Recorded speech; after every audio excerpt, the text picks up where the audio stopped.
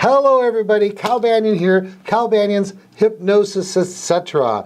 And today I got a very special guest who's going to, I think, help inform and inspire you, especially those of you who are new in the profession, because we know that one of the first big challenges is going from classroom to clients. All right, here, let me get right into it. I'm going to tell you about Erika. Now, she's a five-pather. She's someone that has been getting more and more involved in our five-path group. She's at the NGH convention. She went to our five-pathers dinner, gave me a chance to get to know her, and I thought, this lady has something going on, and she can make a difference in the profession, both for her clients and by just contributing to the profession as a whole. And I said, why don't you come on to one of the podcasts and we'll do an interview so that, our group, our people who watch these videos can get an idea of who you are, and who knows, maybe we'll do even better, greater things together. So, got some notes here. Erika is a certified consulting hypnotist with a practice in Bellingham, Washington since June of 2013. She's received her initial training at Bellingham Technical College, which offered a full year-long program. Then followed that training with the amazing, in her words, five-path training offered by the Banyan Hypnosis Center. She's also been a member of the National Guild of Hypnotists since June of 2013. Before being a hypnotist, Erika worked in the high-tech industry in Silicon Valley for over a decade as a software engineer and professional problem solver. When she realized how interested she was in the greatest computing device, the human mind. These are her words, and I really like them. Now she loves helping people transform their lives using the power of hypnosis, and she's particularly interested in helping people lose weight, overcome substance abuse issues, and believe in themselves. Hi, Erika. Welcome to the program. Hi, Cal. Thanks for having me. I'm really happy to be here. Hey, so what do you think? What was that like being asked to be on the program? Oh my gosh, I was so excited when you asked me. I don't know if my jaw dropped and hit the table, but inside it certainly did. I was really, really excited when you invited me to join you. You know, I tell people, how do you get moving in the profession? And a big part of it is just showing up. Showing up at the convention, showing up at the National Guild to solid gold. If you're in a networking group, like we have a special group on Yahoo just for our grads, are you showing up? Are you part of the discussion? Because other people who've been around for a while, we're looking for people, we're looking for talent to help move up in the profession or to help us to inspire others. Okay, so let's just get rolling right into it. Can you give us a little background on what you were doing before you got into the hypnosis profession? Sure. So I've been in the IT industry working for a large corporation for the last 12, 15 years about. And I was doing basically computer programming, problem solving, systems analysis, that type of a thing. So people would come to me with an issue, here we need to do something, here's a problem. And so I would figure out what's the best way to solve that problem with technology, using a variety of different technologies that we have available today, of course, and then come up with a solution. And so that was really fun. There's a lot of kind of a game, you're trying to figure something out, and I really enjoy that aspect of it. It's not always that fun, right? I mean, there's a lot of other things like documentation and things like that you have to do that aren't quite nearly as much fun, but I really enjoy the problem-solving aspect of programming. And there's a lot of learning, right? I mean, there's constantly new things coming into the field. So you really got to do, just like as you're talking about going to NGH conventions and those types of things in that field, in the IT industry, you got to go to all these conventions too. You got to keep up on things, right? I'm used to that. Yeah, and the best thing I think is it's two sides of the coin. One is learning and growing in the profession information-wise, and secondly is rubbing elbows, right? Oh, absolutely. Yeah. Meeting people face to face. I've been working from home in this industry for like the past 7 or 8 years, and there's a huge difference. I mean, the water cooler effect, I don't know if you've heard of that, but just walking in and just seeing somebody every day and just saying hi and just getting comfortable and talking with people, right? And saying, hey, how are you? How's your kid doing in soccer, right? That they might have told you about last time. And just creating that connection is really important because we're all humans, right? We need to have that connection too. So, how does someone go from being a software developer / problem solver into getting interested in hypnosis and then decided to jump into the profession? Yeah, that's a good question. For me, the way it worked was I just felt, although I was really happy with my job, there's a lot of great things about it, a lot of great people, great opportunity. I was still somewhat unsatisfied. And I went through a period in my life where it was kind of a low point. And I started thinking, what am I going to look back on in another 20 or 30 years of my career and say, hey, I'm so glad I did that. Hey, look what I built, look what I did. And I thought, working from home and the things that I was doing, software is constantly changing. You build it and it's thrown away 2 years later. I wanted something more lasting, more meaningful. And so I started looking for something else, right? And always been interested in the mind. And so I thankfully came across hypnosis. And when I found hypnosis, so I started taking a class, but when it really clicked for me, it was just such an amazing moment. My whole entire being just kind of took a big sigh of relief, just like, that's it. And I felt like I had found my life's purpose. And I was so happy, and it didn't matter at that point to me that, part of me wanted to wish that I'd done this from the beginning, right? Started my professional career in hypnosis 10, 15 years ago. But then I realized, what brought me to this point right now is so critical because it makes me unique and it makes the work that I do important for the ways that I'm able to do it because of my uniqueness. So I'm really happy the path that I took, and I'm super happy where I'm at right now. So. Well, that's really great. And so now you are, let me see, make sure I have this right. You're transitioning now from your full-time employment in your previous profession and into going full-time in this profession. Is that correct? That's right. I hope to be full-time in this profession in the next couple of months. And I'm really excited about that because there's a lot of other things that I'm really interested in doing. As you know, it's not just all about seeing clients hour after hour, right? There's a lot of other things to do. There's podcasts to make and articles to write and websites to update and talks and learning and teaching. And so there's pretty much an endless supply of things to do, right? Yeah, that's one of the really nice things about our profession is you're not like sitting in front of a computer banging out code all the time or something. You've got the human element, you've got the business element, you've got the planning, problem solving, all that kind of thing, right? Absolutely. You've got to find your own way too, right? There's a lot of hypnotists out there. You've got to be able to find your own voice and your own way of that you want to do things, right? Now, I like to model what I do until I figure it out exactly, right? I like to model what I do after other people. So like you at the Banyan Hypnosis Center, you guys do such a great job there. Start looking at, okay, so how do I want to open my hypnosis center, right? And until I feel like I'm an expert at it, I'm going to do it that way. And then I'll figure out, I'm going to tweak it a little bit here and maybe change it a little bit there and make it my own, right? And that's the same thing with my clients, right? When a client comes back and says to me, that thing we talked about last week, well, I changed it just a little bit. And I get so excited when they do that because that means they're really getting it, right? It means that they have embraced the change and they're tweaking it so that it works for them.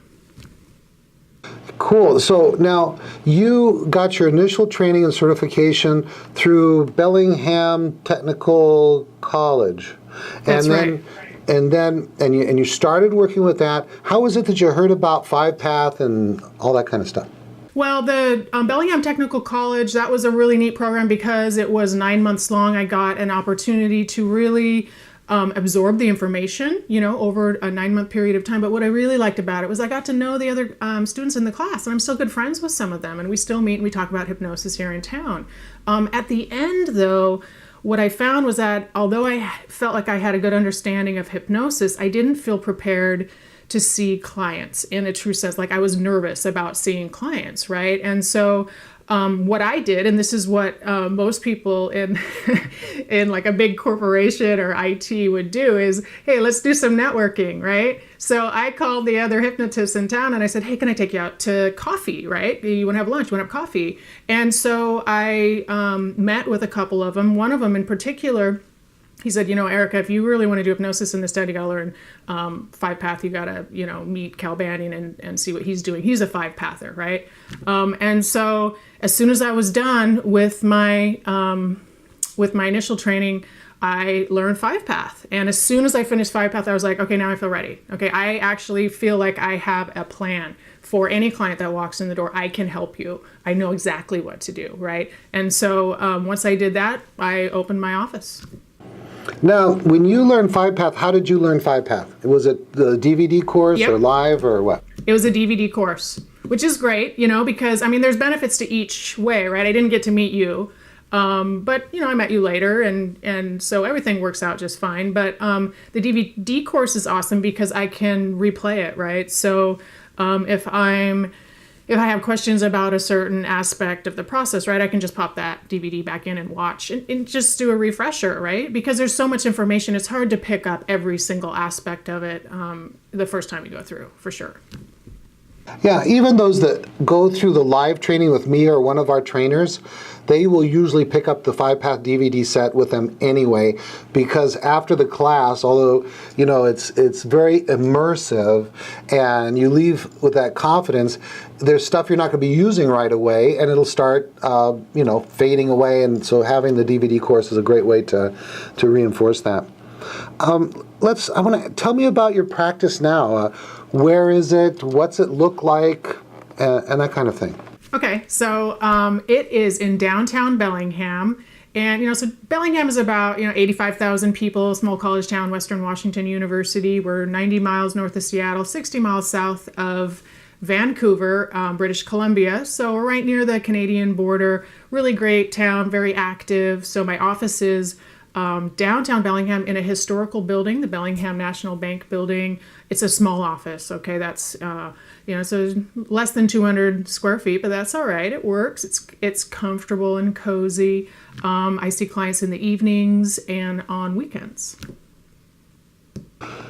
So as you're talking about that, I have a question down here that's kind of ringing true to me. Is there a particular set of clients or set of issues that you like working with the most, or you find you're working the most? Yeah, definitely a lot of weight loss clients. I feel very comfortable with talking to people about weight loss. It's been something that I've done and struggled with my life. And so I've gone through this before, and hypnosis is just really so helpful for people losing weight. So I'm very, really enjoy helping people lose weight because, people that are suffering from excess weight, it's impacting everything in their life, right? And a lot of this stuff is, but I can really connect with somebody on that. The other thing is substance abuse and then feelings of inadequacy. All three of these things really are things that I personally, either me or someone in my family has struggled with. And so they're really important to me. And so I just have a real sense of, compelling to help these people and really want to see them succeed. And I feel such gratitude when I'm able to help somebody overcome their substance abuse. That is just one of the best feelings, really. It's so gratifying to be able to, and these people that you're helping with, this isn't their first try to overcome these issues, right?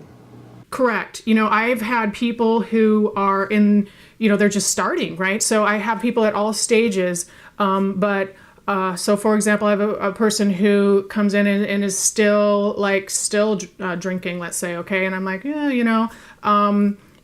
obviously it's not going to be as helpful if they come in if they have been drinking. So we just scheduled all of her appointments first thing in the morning, right? Okay. So, and then slowly now she hasn't been drinking now for, almost 2 months, something like that. She is a different person when she walked in my door, right? So when she walked in, she was, you could tell that she was just tired, how much time and effort goes into being an addict and hiding that from people. And so now she has time to do everything else in her life. But I also see people at later stages, right? They're like, they have quit, but it's hard. Okay, so it's really hard for them. They're still struggling with the desire, okay?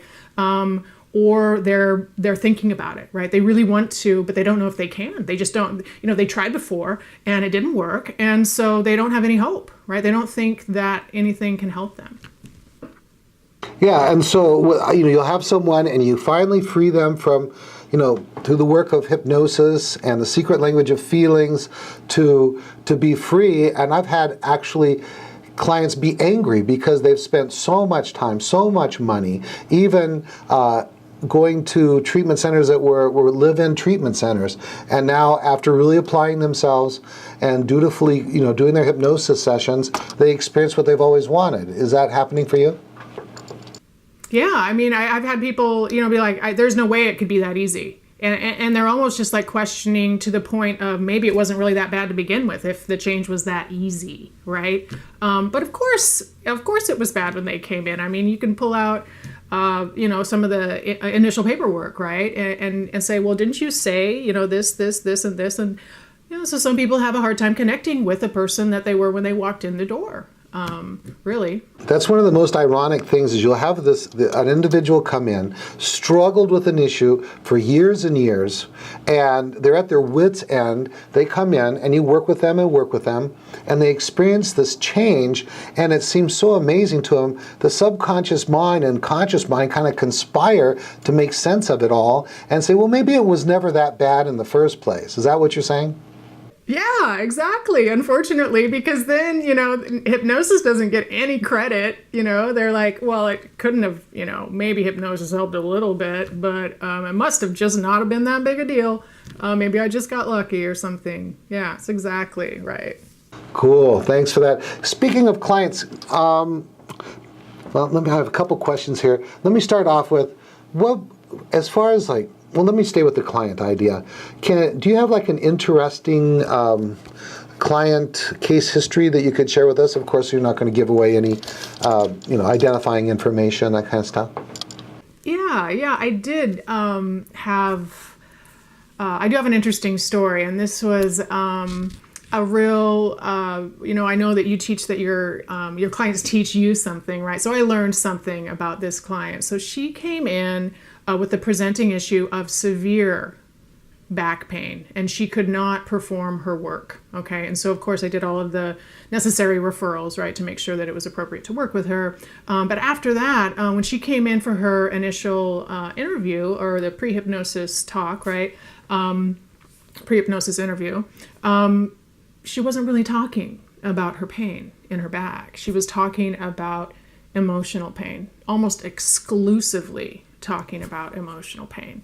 So I did 5-path with her, and I think it was after forgiveness of others, the pain went away 100%. She didn't have it anymore. It was gone completely, and we really didn't do any work at all as far as glove anesthesia or anything to try and actually focus on the pain specifically. It was pure dealing with emotional pain, and once the emotional pain was gone, she didn't feel. Can you tell me a little bit about, so of course phase 1 is preparation, testing, and convincing. Make sure that they're ready to go into hypnosis quickly and deeply, and then hypnotizing them quickly and deeply, and then testing them, and then convincing them, and then you go into phase 2, age regression. Can you share anything, maybe an insight or some important moment in the age regression work with her?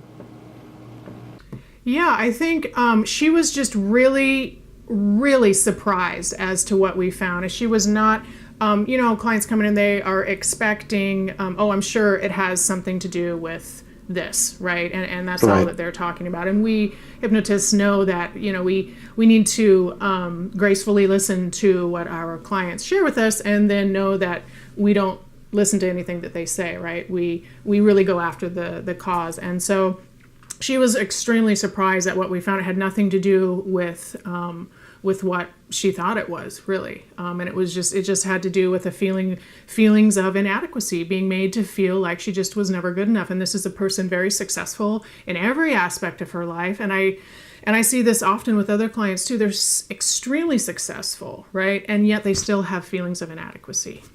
How about so after the age regression work, and you solve that, you do informed child work, and you show to her that, gosh, she is really everything she needs to be. She's lovable, and whatever the the belief that was stemming these feelings was fixed. And then did you go on and then do forgiveness work? Yes, yeah, did forgiveness work, and there was a lot of an enormous amount of anger, and so that once we got rid of that anger, that's when it appears as though that's when her pain went away. This is so in line with, there's a physician, Dr. John Sarno, and he's written a few books, and the one that came to my attention first was Healing Back Pain, Dr. John Sarno. And what he would do is he'd work with people who have done everything possible to get rid of back pain, and then just say, okay, that's not working, it's not physical, let's talk about the emotional component of the pain. And talking about that emotional component, instead of letting the back pain be kind of a distractor for your feelings and emotions, or to let that tension that comes from experiencing those emotions drive the pain. Let's begin to release those emotions, or at least have some insight into them, and the back pain will go away. So it's not like the medical people aren't thinking about this, right? Good. I'm glad to hear that they are thinking about this. That's encouraging. And every day I hear more studies that are kind of proving the mind-body connection and the work that we do. So I'm very happy to hear about that stuff. Cool. Now I'm going to move over to a little bit more business end. And everybody has their initial challenges or challenge, something that they have to kind of overcome in order to get their practice going. What was it for you, and how did you overcome it? Wow. Well, I felt like there's still thousands of challenges, actually, Kyle. There's so many challenges. I could go on and on with all of the challenges. Certainly money is a challenge, money and time. I think one of the biggest hurdles, that I had to overcome was an office, Finding an office, an appropriate office. It was extremely important to me that it was a very professional office, because, I want to make sure from the moment that a client comes into contact with me or my business that they feel safe and that they can trust me. And so I felt it was extremely important, whether it's the website or my office or anything, that it looks very professional and safe. I don't want there to be even an inkling in their mind for even just a moment that, oh, is this for real? Or any question like that. So it was really important to me to find an office, and working, since I was working part-time, right, it's not really, at first at least, wasn't affordable to get a really nice big office, right? So I had to find something, and I looked around quite a bit, and I finally found something that I made work. So really with some diligence and putting some time in and being creative and just opening up to the possibilities of what could happen, it did happen. How did you make it happen? Well, I basically would look almost every day for, an appropriate space, and I would go there. I started envisioning what I would need up on the walls, right? So it's not just about an office. Unless you're going to rent a furnished office, you have to have furniture, right? And there was no way, even starting off on a budget, I wasn't going to just go buy some used furniture and have my clients walk in and they're like, oh geez, this looks kind of shady, right? It needed to look really nice. So in the meantime, while I was looking around for the right office, I was starting to think about, okay, what's going to happen when it's ready? So I started thinking about furnishings. I started thinking about, what am I going to put up on the wall? Just those things, so that when somebody walks in the door, they immediately feel comfortable with you. And then I just got lucky, I think, with the place. So, there's a certain amount of work that you have to do, and then the right thing comes along. So, and that seems to happen. So I just believe that will happen, and it does. It's funny how life works that way. As you start putting work into something, and then you get lucky, right? Right. But you never would have got lucky if you weren't putting the time, money, and energy into the goal you're trying to accomplish, right? Right. And so I wouldn't even know if it really is luck. I think that might just be how the universe works, right? You just really have to put some time and effort into it, and then the things will synchronize in your way. It's just kind of a matter of, like, if you're looking at it mathematically, right? There's just a percentage, right? You just keep on going and boom, it's going to happen at some point. Well, I really like this interview because I don't have to do much work. I just, say something and then you run with it. Well, good. I'm happy to hear that. I'm going to ask you kind of a double-ended question, and then we're going to wrap it up after that, okay? Because right. we've really gone a little bit over time. But they're very important questions. And that is, where do you get most of your new clients, and why do your potential clients select you over other hypnotists? All right, so new clients. Word of mouth, number one, but of course that's not going to happen right away, right? So initially what I did was I did some advertising. Online advertising is the cheapest by far, so I went with Google AdWords advertising, and it brought in some of my initial clients, right? And then you start doing your referral work, okay? After that, I realized how important it was for me to get out into the community. So I started giving free classes, 90-minute classes. This format works really well for me. 90-minute classes. They are workshop classes, hands-on, okay? So people are learning things in these classes. I teach self-hypnosis and stress reduction right now classes, so people leave feeling inspired and hopeful, right? They feel like, okay, I can do this. Well, then, of course, I get clients from those classes, but it's not just that, because they're free, so they're open to people who would never be able to afford. I have people taking in the bus and taking, other, not able to afford anything at all, really, and come in and take these classes, and they're very thankful for these classes. And so those are the three ways that I get clients, but certainly number one, referral. The reason that people come to me is because I work really, really hard to make people feel safe. And the content that we talk about in the office is extremely fragile and hard for people to talk about. And some of these things that they share with me, they've never told anyone. They might not have even admitted to themselves. So it's something that I'm really driven to focus on, is creating a safe environment. And I mentioned this before, but from the website to my office to the way I answer the phone, I want people to feel confident in my abilities and safe, that they can come into me and trust me. It's very important. And when I have that trust and I keep things safe like that, then that's when, I'm able to do really great work with that person. Cool. Well, all right, I'm going to give you one more shot, and then we're going to wrap it up, and that is, like, maybe you had some ideas of what you'd like to talk about in this interview. Is there anything you want to add or tell the audience that you haven't spoken to yet, keeping in mind that once this goes out on the internet, it's going to be there forever. In the year 2325, they're still going to be watching these videos, because everything that goes on the internet stays there forever. So what do you got to say to the group? All right. If you want to be a hypnosis professional, just imagine you can do it. I did. And everybody has their own unique way of doing things. Embrace your uniqueness, because that's what the world needs. The world needs you to be your authentic self. Embrace your uniqueness and go for it. You can do it. You really can. Beautiful. Thank you very much, Erika. I really appreciate you coming by. I think we're going to do kind of a question and answer video that we'll have out next week. And so I'm looking forward to doing that. And so now all you folks out there, I'm so glad you came by. I'm so grateful that you're a part of our viewership, and I want you to look into our classes here on calbanyan.com. We always have our list of classes in case it's next year, 2 years from now. We've got a course coming up, the Week of Power in May. July, we've got our next 10-day certification course, and I want to see you in class. I want you to become a 5-pather, a 7-path teacher, a lover of the secret language of feelings, and most important of all, out there helping people. Because when you create value by helping others, then you increase the value of your own life. All right, that's it.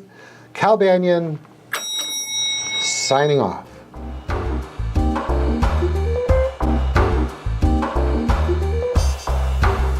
This recording is the property of Cal Banyan and the Banyan Hypnosis Center for Training and Services, Incorporated. All rights reserved, for private use only, may not be duplicated without permission. For contact information, go to www.hypnosiscenter.com.